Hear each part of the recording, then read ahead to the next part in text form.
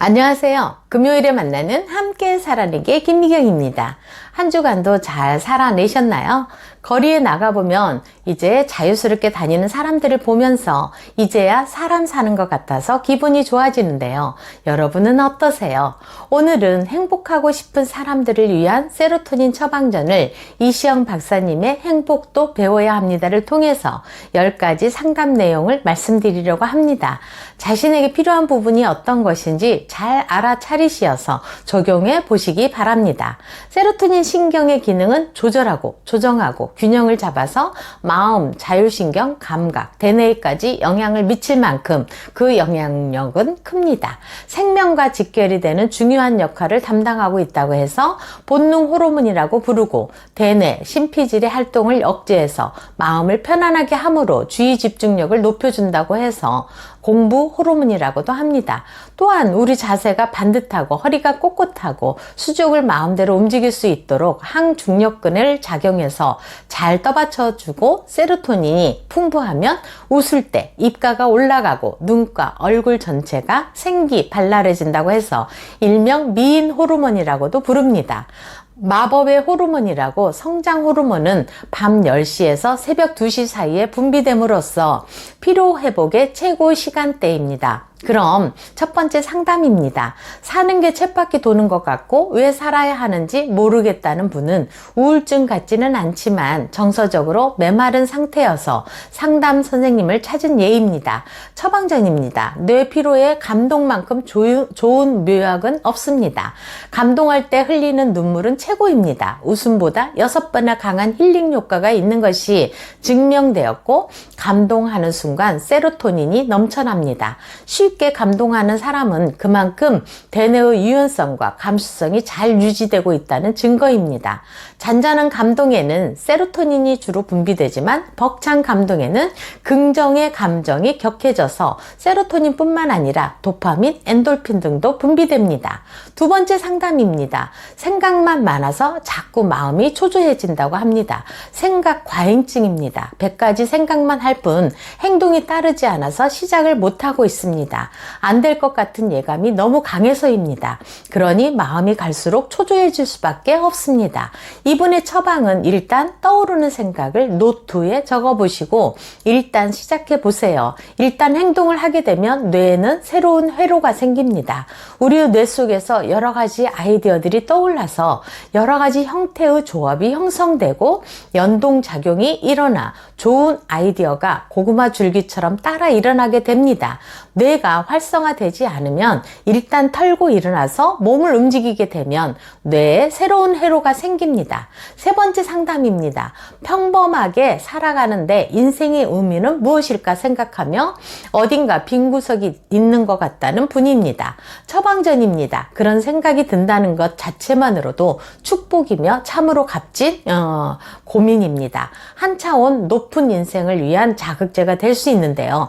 이때에는 지적 자극이나 지적 쾌감을 느끼는 책을 읽거나 교양 프로그램을 봄으로써 세로토닌뿐만 아니라 강력한 쾌감의 도파민도 함께 분비됩니다.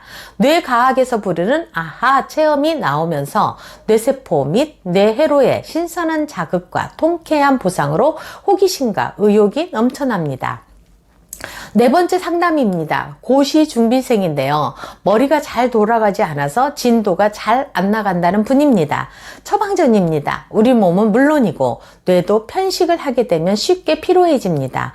예민한 전두엽이 민감하게 반응하므로 골고루 먹는 식습관을 가지는 게 좋습니다. 특히 뇌를 많이 쓰는 사람은 비타민과 미네랄을 따로 챙겨 드시기 바랍니다.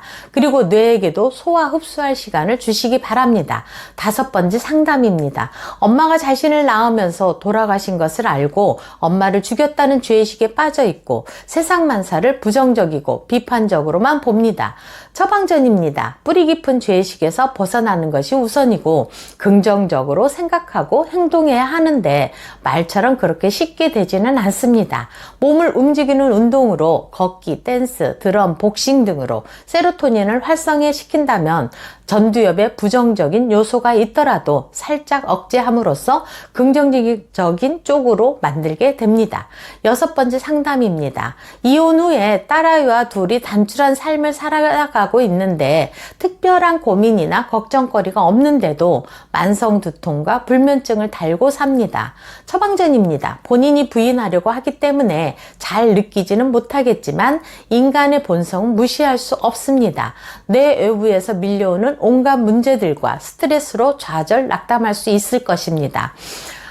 뇌에 부하가 걸려오는 증상일 수 있으니 명상을 추천하며 평상시에 복식 호흡으로 조용하고 깊고 부드럽게 하게 되면 얼마 지나지 않아서 호전되실 것입니다. 7번째 상담입니다. 한때는 잘 나가는 기업의 임원을 지냈지만 회사가 부도나면서 아파트 경비로 아내의 위암 수술로 삶이 바닥으로 떨어졌습니다. 삶이 너무 초라해 보입니다. 처방전입니다. 아무리 하찮은 일이라도 거기에서 의미를 발견하는 것입니다. 주민의 안전을 지키는 참으로 중요한 자리이고 아무리 하찮은 일이라도 인간이 하는 일에 숭고한 인생의 의미가 있습니다. 우리는 그것을 읽어내는 슬기와 지혜가 있어야 합니다. 의미치료, 즉 로고테라피를 창시한 빅터 프랭클은 제2차 세계대전 때 나치의 유대인 포로 수용소에 수용되었다가 기적적으로 살아나서 죽음의 수용소라는 책을 써서 전 세계적으로 10,000,000 부가 팔려나갔습니다. 아무리 어려운 일이라도 거기서 의미를 알고 나면 병이 되지 않습니다. 이것이 스트레스 의학의 기본 원리입니다. 8번째 상담입니다. 은퇴한 후에 아이들 등굣길을 안전하게 지키는 일을 하고 있는데 일을 하면서 보람을 찾고 싶은 한편 일이 귀찮기도 합니다. 처방전입니다. 결코 작은 일이 아니고 좋은 일을 시작한 것입니다. 메슬로우의 욕구 5단계 중 최고 단계인 자기 실현 단계를 넘어서 자기 초월 단계로 높은 가치를 위해서 생활한다면 유전자가 자동으로 그 방향을 향해서 가는데 이를 유전자의 자동 유도 장치라고 부른답니다. 인간 최고의 가치관을 정립하여 살아간다면 노쇠나 질병, 죽음으로부터 자유할 수 있다는 교훈과 함께 세계적으로 뇌과학적으로 증명한 것이라고 합니다. 9째 상담입니다.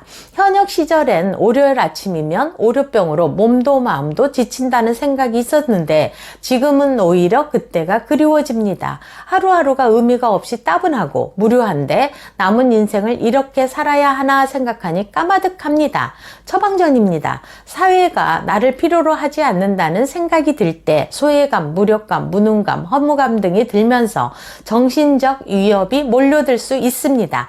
내 삶의 주인공은 나라는 주인의식을 가지고 아무리 사소한 일이라도 내가 해야 할 일이 있고 그 일을 해내야 한다는 의무감, 사명감이 절대적으로 필요합니다. 이 사회의 한 구석에서 내가 할 수 있는 일을 찾아 수행한다면 내가 책임진다는 의식이 생기면서 인생은 활력을 찾을 수 있습니다. 10번째 상담입니다. 제가 다른 사람들에게 화가 나는 일이 있어도 잘 참아주니까 오히려 그 사람들이 더 함부로 대하는 것 같아서 화가 많이 납니다. 요즘은 그냥 지나갈 일에도 화를 주체할 수가 없습니다. 처방전입니다. 당신이 겪고 있는 감정의 책임을 상처낸 사람에게 돌린다는 건 당신 감정을 지배할 권리를 그 사람에게 위임한 결과가 됩니다. 주위 사람들에게 넋두리를 한들 주위 사람들이 당신을 피하게 될 것입니다. 당신의 감정만이 아니라 신체적 건강에도 문제가 생깁니다. 화를 자주 내는 사람들은 심장병 발병률이 3배나 높다는 보고가 있고 5분만 화를 내고 있어도 면역 체계가 약화된다는 보고도 있습니다. 스탠퍼드 용소 클리닉에서는 이때 침 속의 면역 글로불린 항체의 양을 측정한 결과 현저히 저하되었다는 보고입니다. 이 상황에서 유일한 해답은 용서입니다. 용서는 빠를수록 당신에게 상처를 덜 남기고 스트레스 반응도 줄입니다. 분노에 쓰이던 에너지를 내 주위의 좋은 사람들에게 감사하고 축복 등에 쓰인다면 긍정적인 정서가 되어서 상처나 부정적인 감정을 줄일 수 있게 받게 됩니다. 이상 10가지의 세로토닌 처방을 해 주셨는데요. 이 외에도 우리는 살아가면서 무수한 일들을 만나게 될 것입니다. 그러나 우리가 고민을 한다는 것은 우리가 살아있다는 증거입니다. 오늘도 하루 살아있음에 감사한다면 우리 뇌에서 세로토닌이 많이 분비되면서 행복한 나날이 되리라고 봅니다. 지금까지 시청해 주셔서 감사드리고요. 구독, 좋아요, 알림 눌러주시면 힘이 되겠습니다. 지금까지 함께 살아내기의 김미경이었습니다. 감사합니다.